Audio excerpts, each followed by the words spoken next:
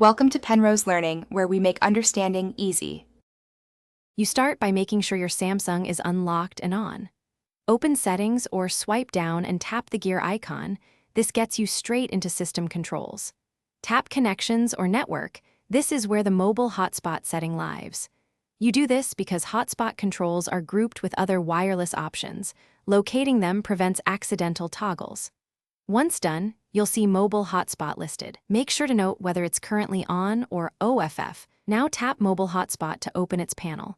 You'll see a toggle at the top and possibly devices listed. Flip the toggle to OFF. This stops sharing your phone's data and closes the local Wi-Fi network. That's why you turn it off when not needed, to save battery and data. Wait a second for the status to update to disabled or off. Make sure connected devices lose network access. If they don't, recheck the toggle and tap disconnect for each device. Finish by confirming the hotspot is truly off. Swipe the quick panel and check the hotspot icon isn't highlighted.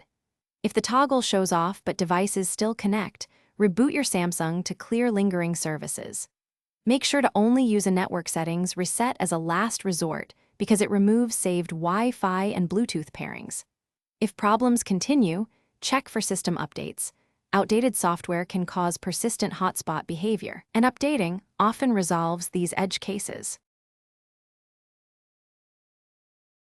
Thanks for watching. If this was helpful, leave a like and consider subscribing. See you next time.